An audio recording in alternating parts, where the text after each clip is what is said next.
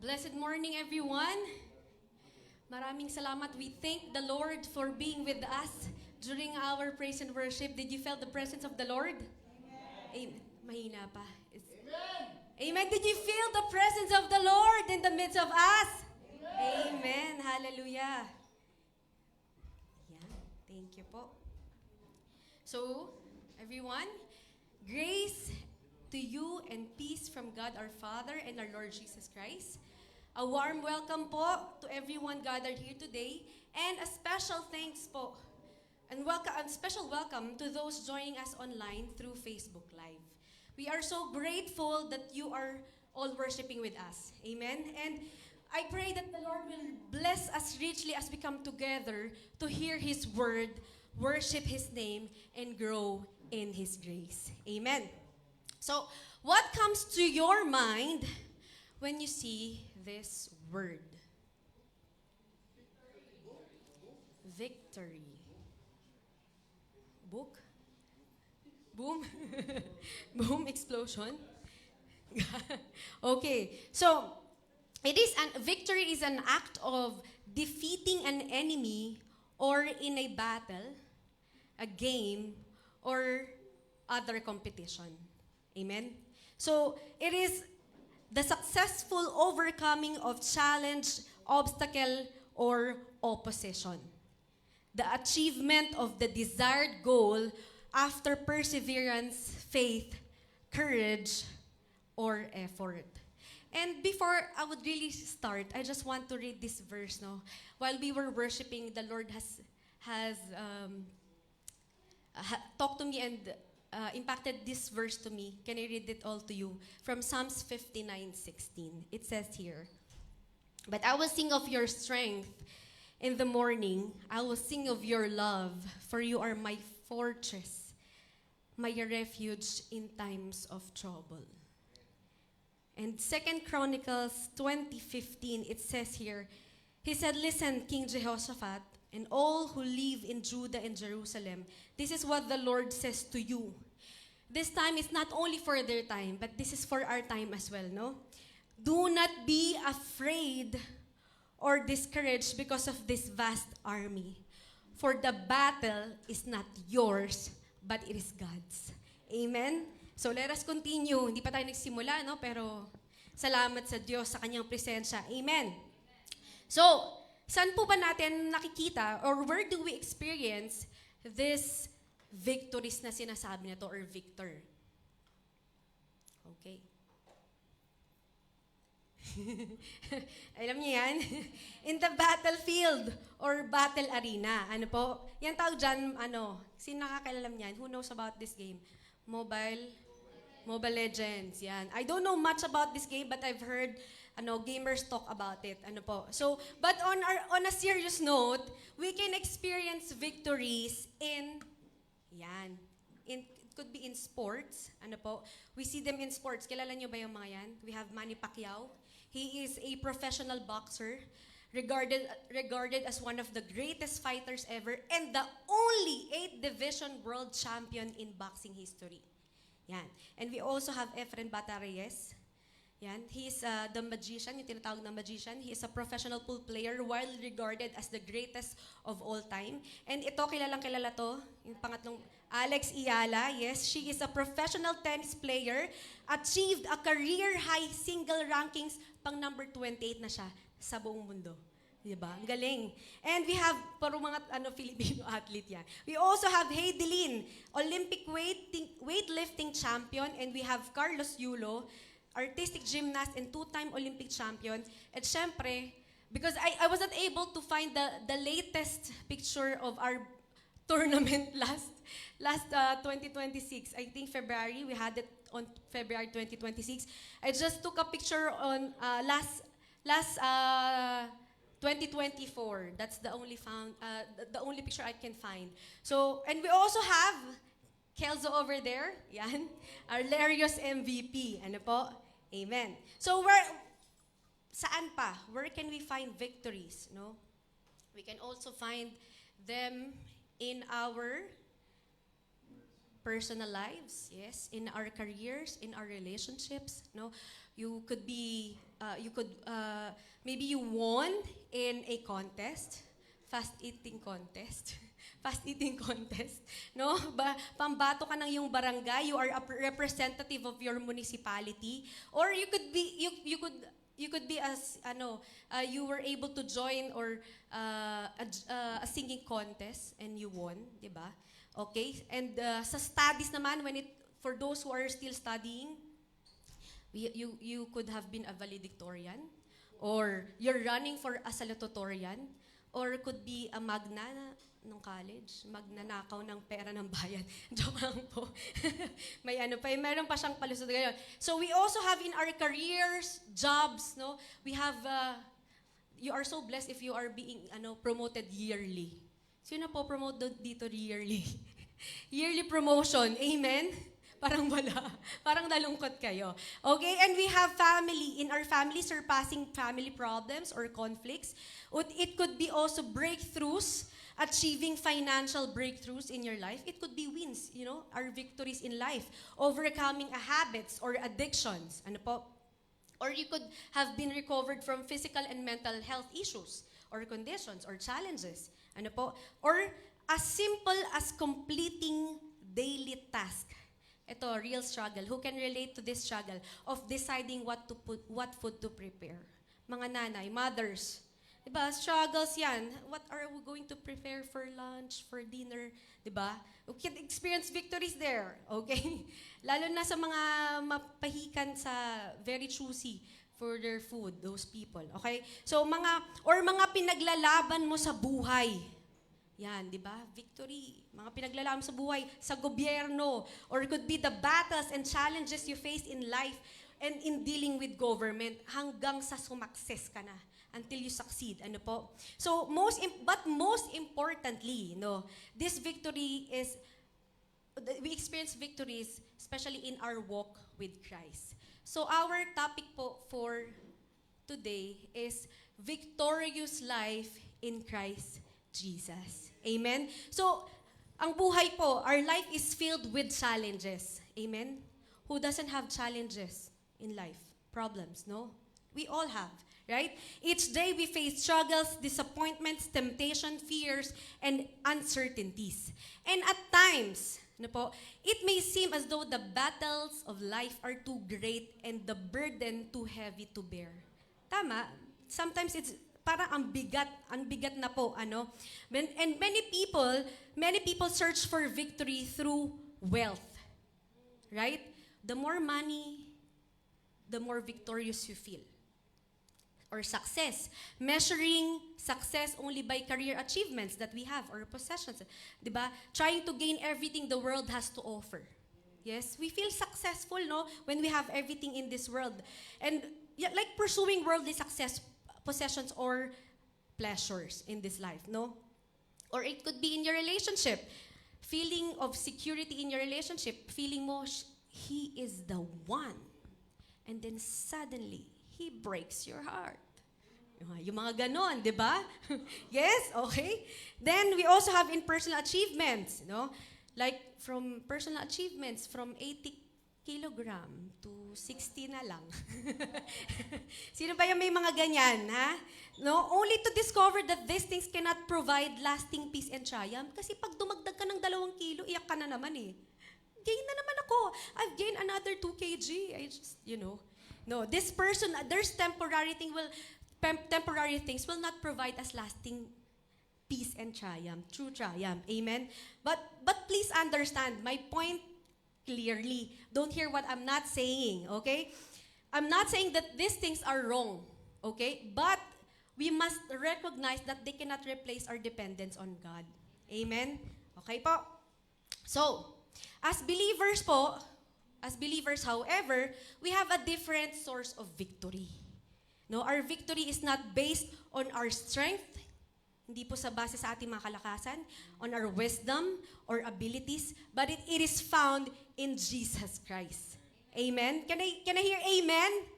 Amen. So through His death on the cross and His glorious resurrection, Christ has already conquered sin, death, Satan, and every power of darkness. And through Him, we are not merely survivors trying to endure life. Hindi lang po tayo survivors in this life. But we are called to live as overcomers who walk in faith, hope, and the power of the Holy Spirit. Amen? Amen? Amen. We are not just survivors, guys. We are overcomers. Amen? So today, let us open our hearts to God's Word and discover what it truly means to live victoriously in Christ Jesus. And may we be reminded that our identity is in Him.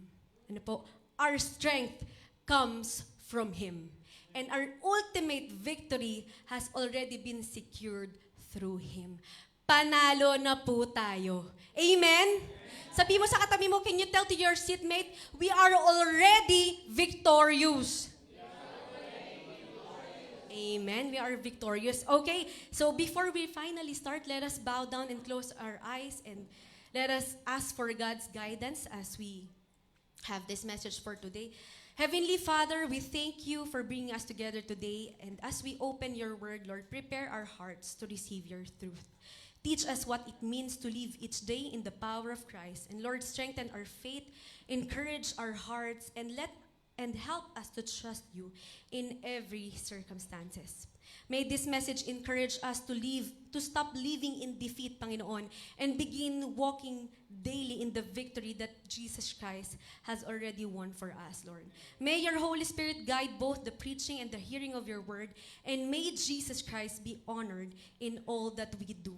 In Jesus' name we pray. Amen. Amen. So the victorious life po in Christian theology is a life that reflects the victory of Jesus Christ over sin, death, and the power of darkness. Because of Christ's finished work in the cross and His glorious resurrection, every believer po is invited to live in that power of that victory. Kasi nga po tayo ay mananagumpay na. Tayo ay panalo na. Can you imagine that? Without doing anything, you are already victorious.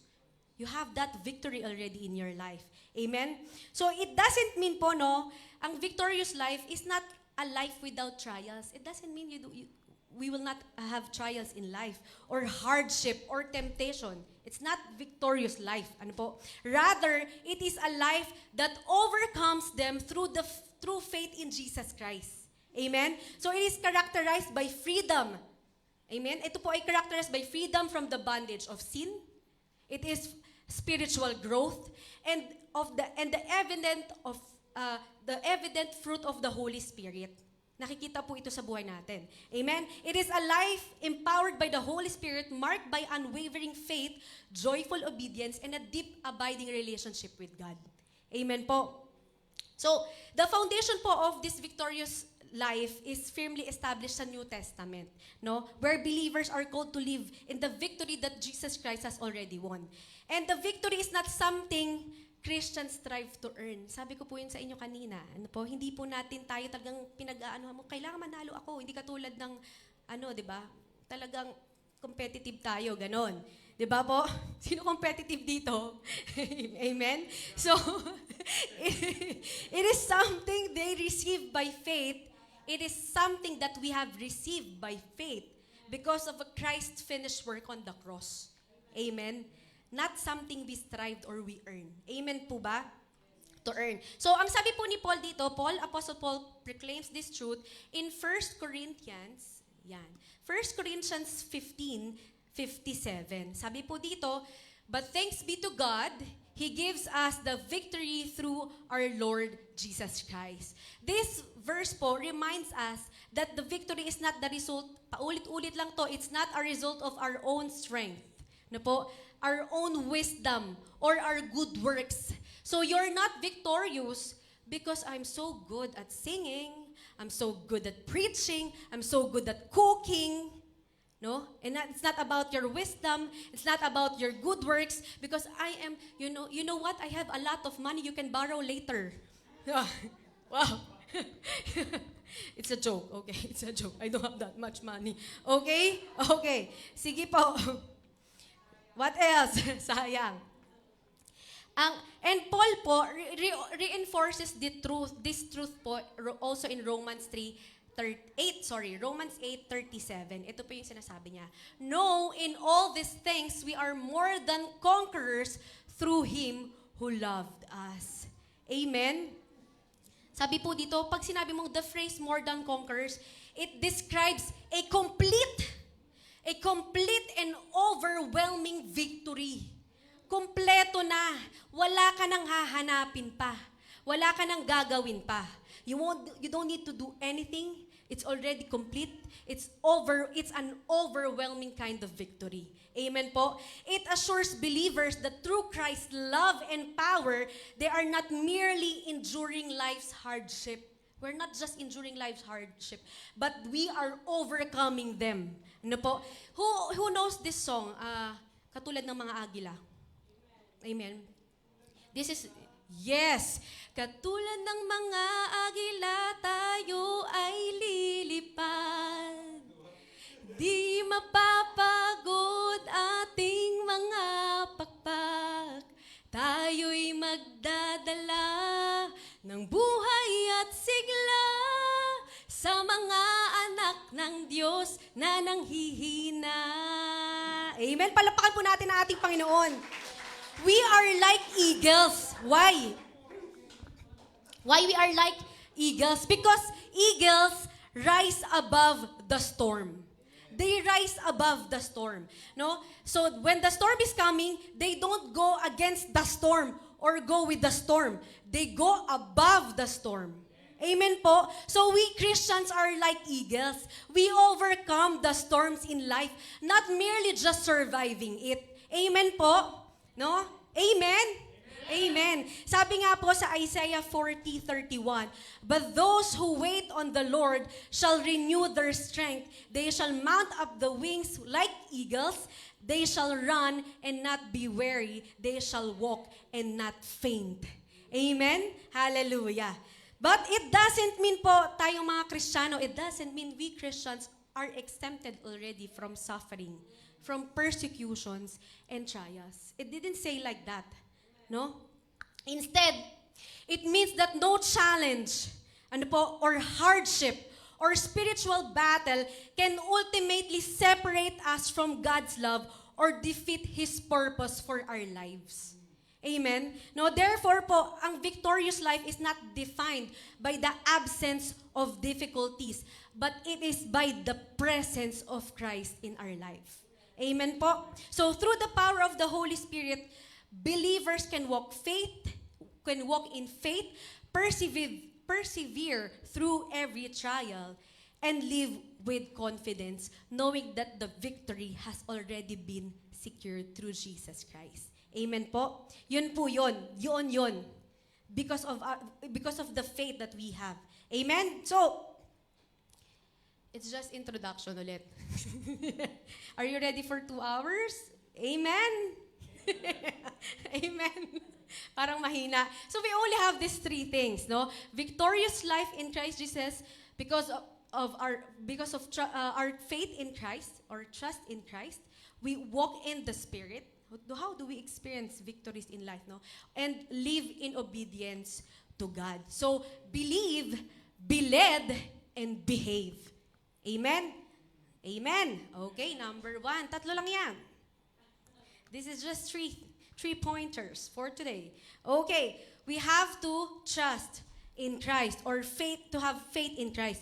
Believe in His victory.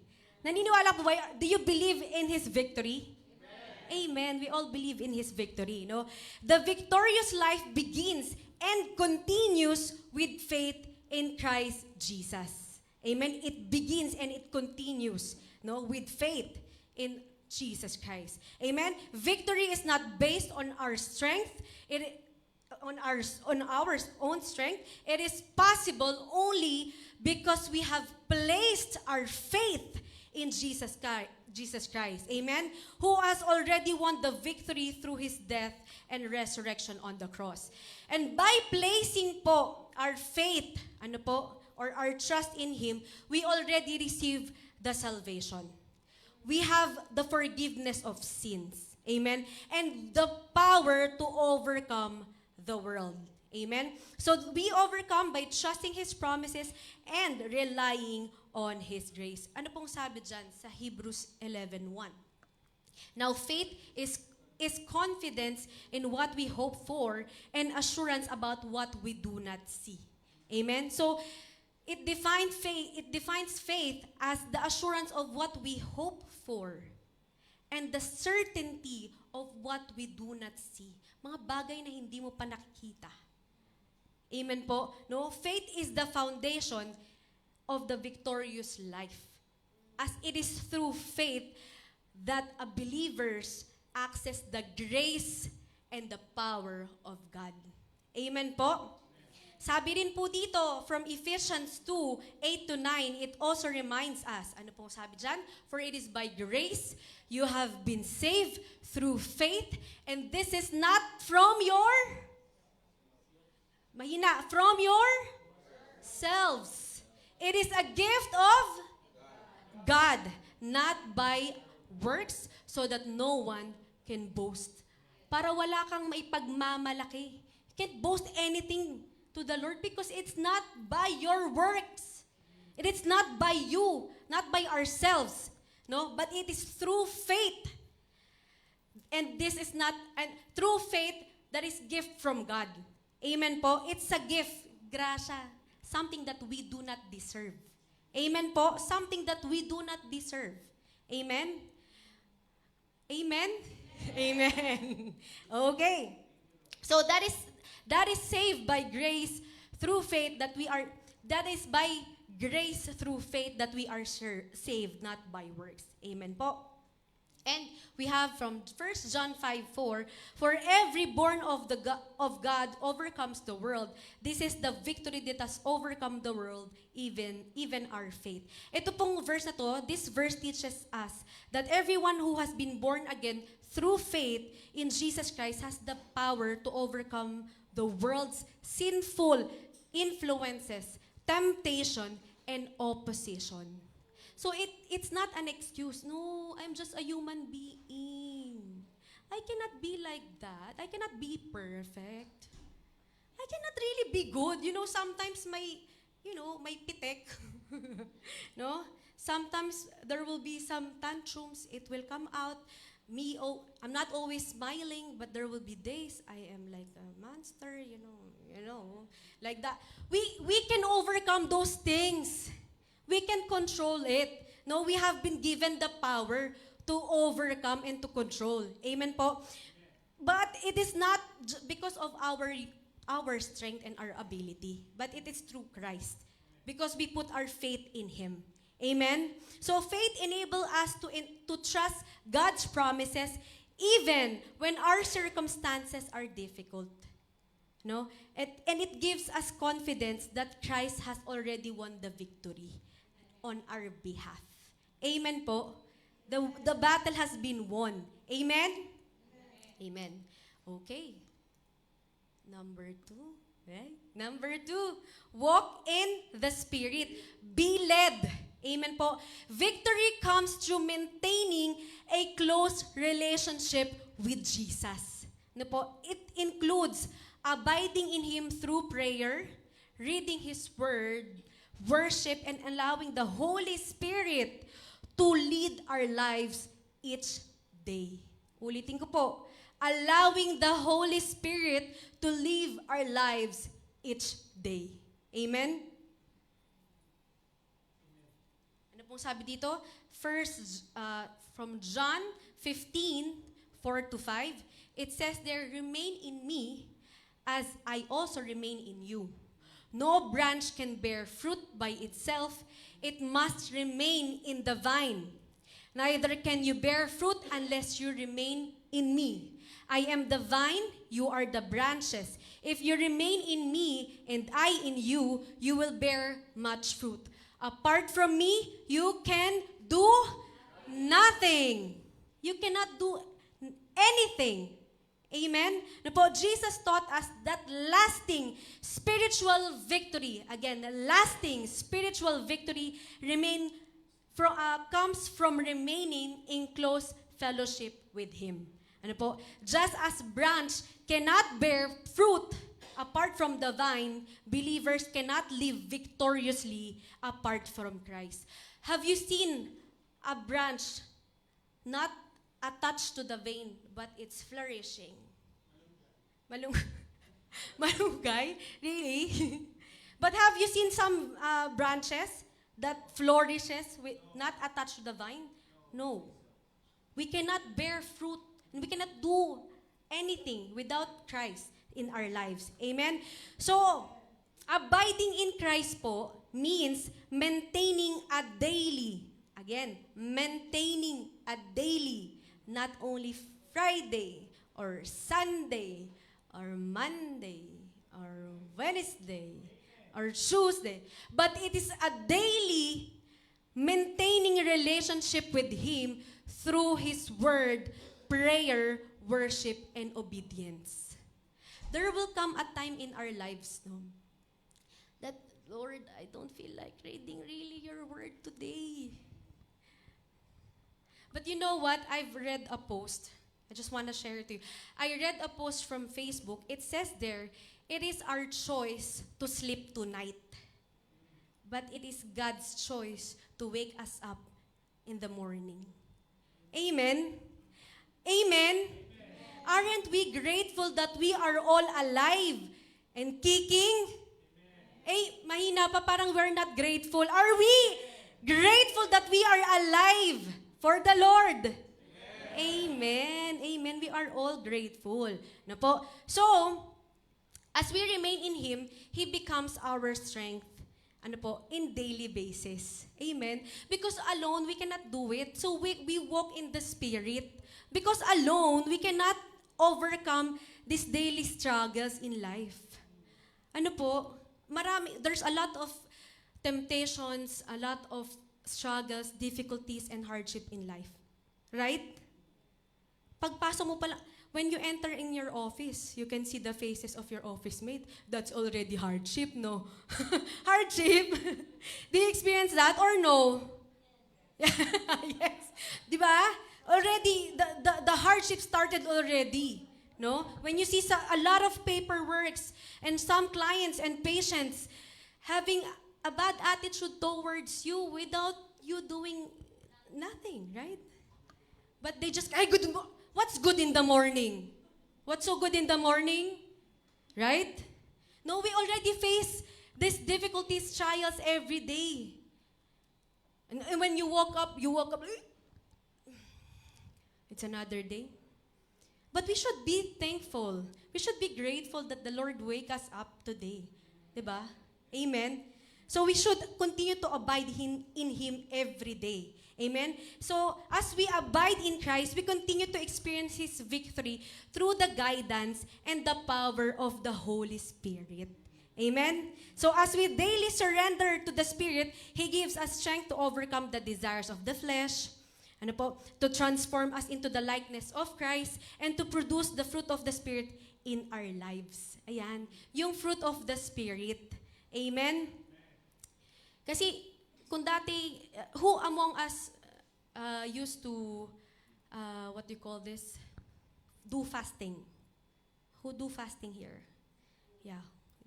Yan. We try to, control the desires of our flesh. Kahit na parang minsan mo alam mo gutom ka na. Sometimes you feel really hungry, but you eat. But it's something that we can control. Right? Or no? We don't experience it? Okay. Okay. So, next is the fruit of the Spirit. I just want to share this verse. Galatians 5:16, 22 to 20, and also 22 to 23. Ang sabi po dito, it says here, so I say, walk by the Spirit, and you will not gratify the desires of the flesh.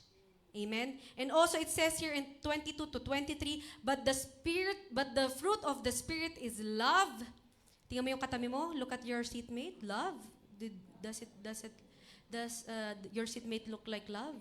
Joy, peace, forbearance, papalala ng palala, pawala ng pawala, no? It become lesser and lesser. Joy, peace. Right? And there is also forbearance, kindness, goodness, Faithfulness, you're not looking already in your seatmate, ha? Okay, gentleness, it's already gone. Okay, gentleness and self-control, against such thing there is no law. Ano po? The Holy Spirit empowers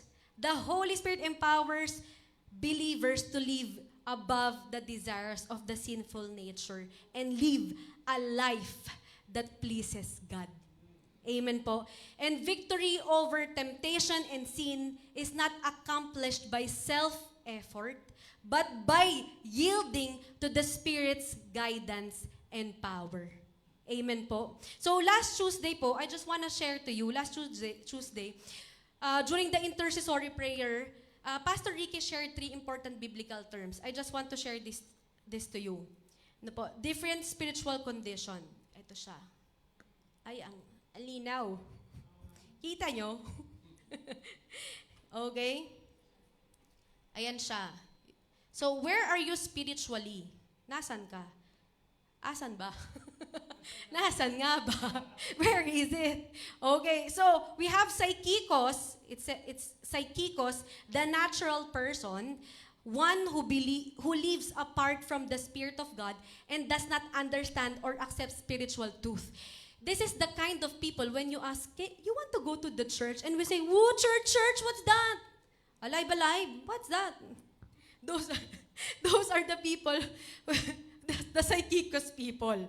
You ask them, do you want to go to the church? We have a service every Friday, 10:50. Huh? What's church? Church, what's that? You know those people? Okay, we'll not go into further details. Okay, so the second one is the sarkikos, the fleshly or carnal believer. This person is the one who knows Christ, but is still controlled by sinful desires and worldly attitude. Ouch! Can you say ouch? Ouch! Ouch! Aray ko talaga yan, sarkikos. Ano po? And the third one is the pneumatikos, the spiritual person. This one is what we truly desire, ano? One who is led by the Holy Spirit and seeks to live according to God's will. Punong-puno ng Espiritu sa buhay. Amen? These 3 terms remind us that God's desire His people to grow from living from the psychikos to pneumatikos.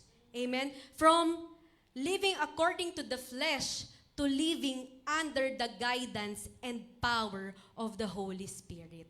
Amen?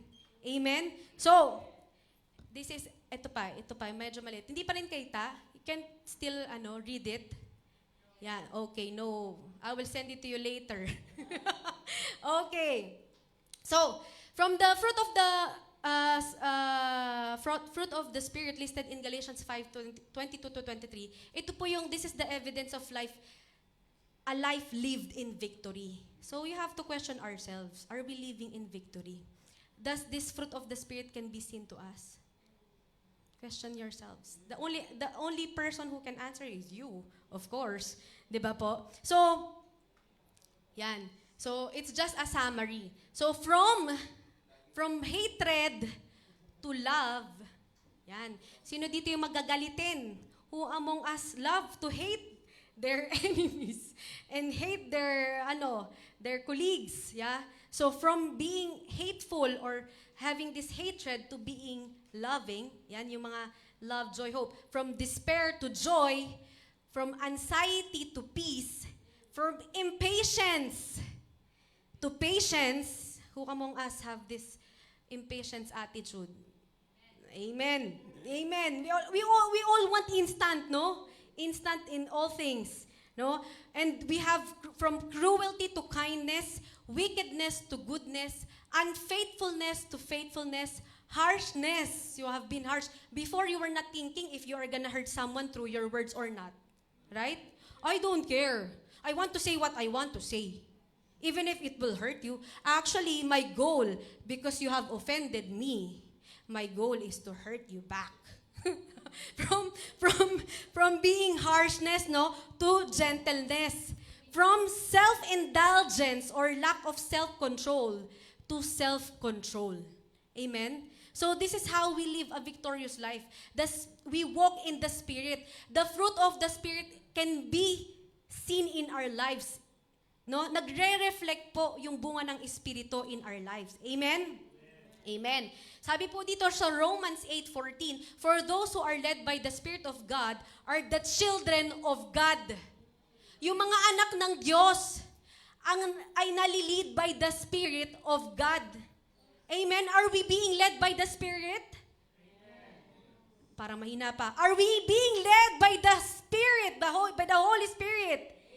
Amen. Amen. We walk in the Spirit. That's how we have a victorious life.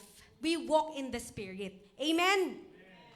So as children of God, we are called to follow His leading every day. Kasi your dependence is in the Holy Spirit. Amen?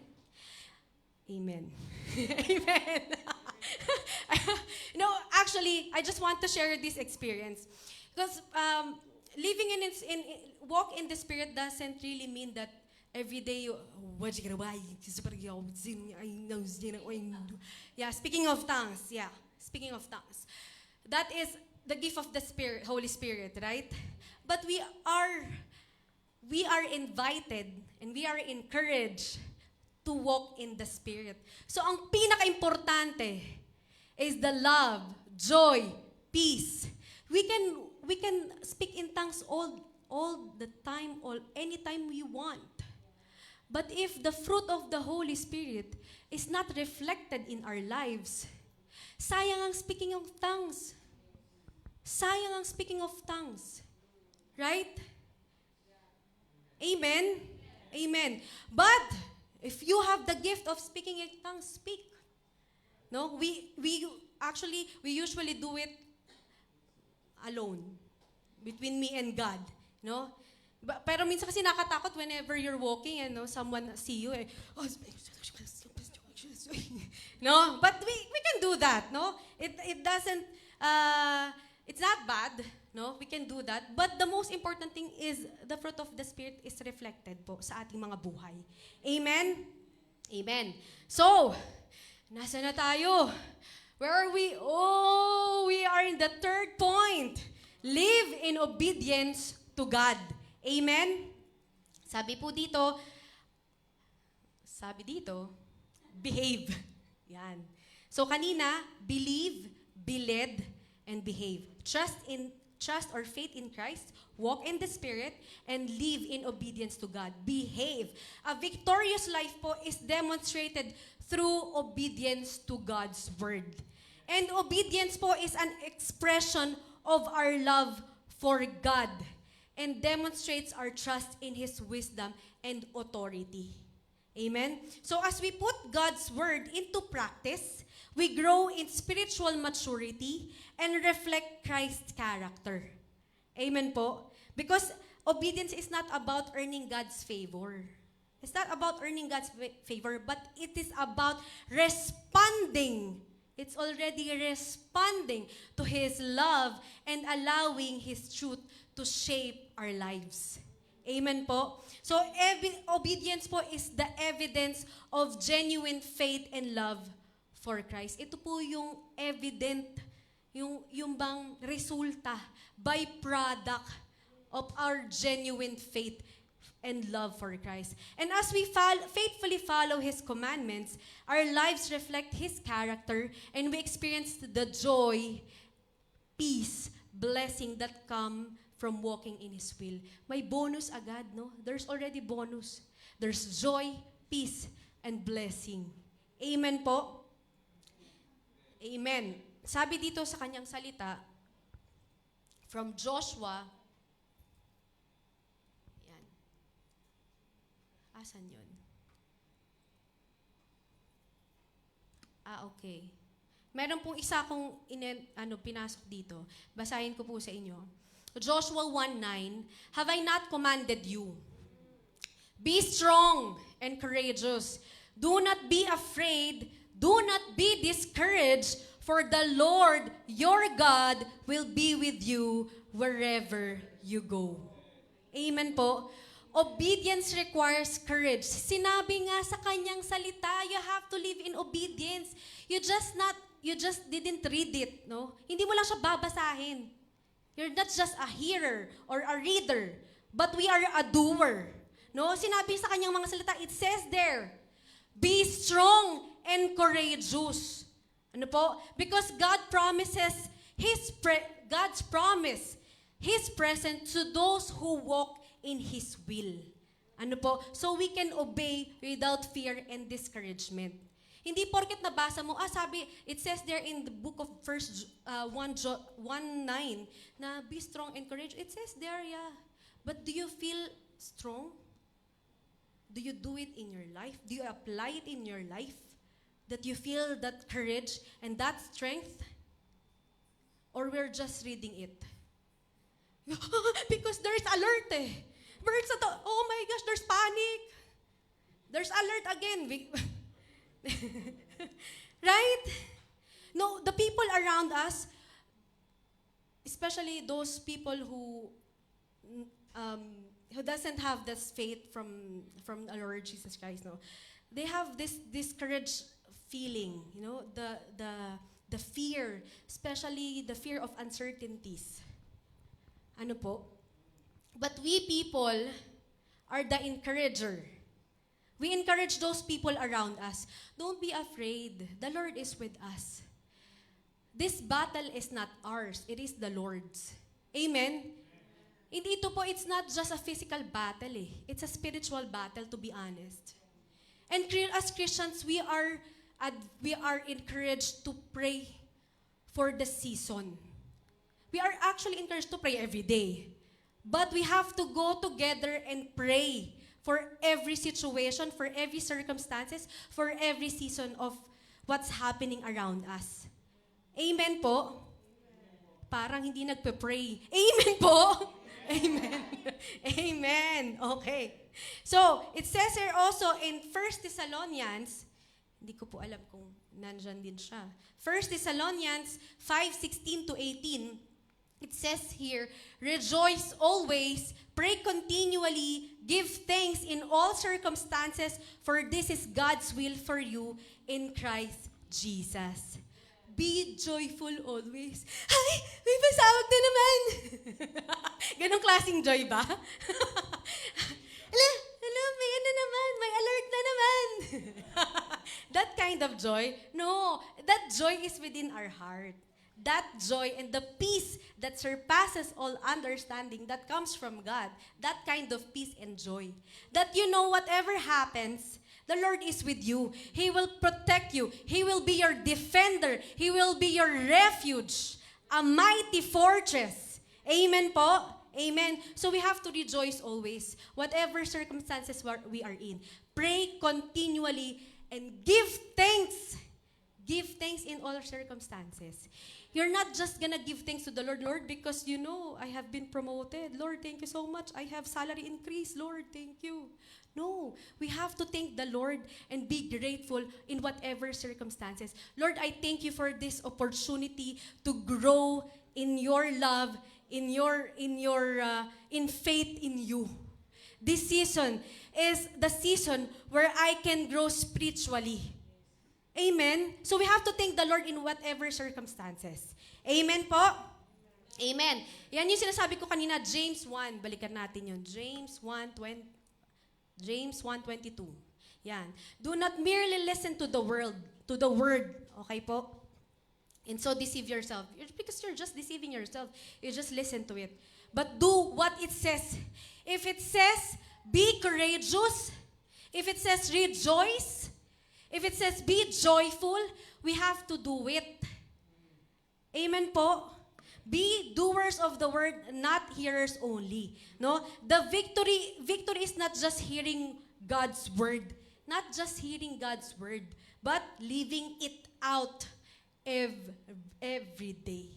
Amen po? So, obedience to Scripture is the hallmark of victorious life as it aligns the believer's action with God's will. Kasi alam mo, patungo ka dun sa kanyang kalooban. Amen? Because you're living in obedience to God's word every day. Amen po. You have faith in Christ. You walk in the Spirit. You let the Holy Spirit lead you. And you live in obedience to God. Amen po? Amen? Amen. So, sabi po dito, ayan pa pala. If you love me, keep my commands. Do we love Jesus? Mahina pa, parang gusto nang mag-lunch. Do we love Jesus? Amen. Amen. Hallelujah. It says there po, no? Maliit ulit. Okay. Trust speaks to our... Sabi dito, trust in Christ because we have to believe in His victory. Walk in the Spirit so that His power enable us to overcome daily. And live in obedience as a testimony of our love and our faith. Ito po yung nakikita ng ibang tao sa atin as we live in obedience to God. Amen po? Maliban sa paglalakad sa bunga ng Espiritu, o sa banal na Espiritu, at nakikitaan po, the fruit of the Spirit is reflected in our lives. We have to live in obedience. Amen? So that other people as well can see the testimony of God's love in our lives. Amen? Amen. So, last but not the least, sabi dito, basahin niyo na lang po. You can read it, okay? It's just the summary of what we have discussed. But the conclusion is this: a victorious life po in Christ Jesus does not mean a life without trials. Ano po? It means living with confidence that no matter what we face, Christ is with us. Ano po? Strengthening us and leading us to overcome. Amen? Victory is never the absence of problems, but the presence of Christ in every circumstances. Amen po? Even in our weakest moment, His grace is sufficient, His promises remain true, and His power is made perfect in our meekness. Amen? Hallelujah. So the question is not whether Christ has won the victory. That's not the question because He already did. He already has. The question is, are we living each day in the victory He has already provided? Amen? Amen. Tayo po'y manalangin. Let us all pray. Bow down our heads. Our loving and graciously Heavenly Father, we thank You for Your word that we have heard today, Panginoon. Thank You for reminding us that true victory does not come from our own strength, abilities, or achievement, Lord, but through Your Son, Jesus Christ, Lord, who has already overcome sin, death, and all the powers of darkness, Lord. Lord, help us to live a true overcomers in Christ. And Lord, teach us to trust You in every situation, to walk daily under the guidance and the power of the Holy Spirit, and to live a life of obedience according to Your word, Lord. Lord, when we face trials and difficulties, Lord, strengthen our faith so that we may remain steadfast, Panginoon. And when we encounter temptations, Lord, give us the wisdom and strength to choose Your ways. Lord, continue to transform our hearts so that the fruit of the Spirit, which is love, joy, peace, patience, kindness, goodness, faithfulness, gentleness, and self-control may be evident in our lives, Lord. Lord, help us not to seek victory in temporary things, Panginoon, that this world has to offer, but to live each day in the victory that You have already given to us through Jesus Christ, Lord. May our lives become a testimony of Your grace, power, and love, Lord. And may we continue to trust in Christ, walk in the Spirit, and live in obedience to Your will. All these things we pray in the mighty name and precious name of Jesus Christ, our Lord. Amen and amen.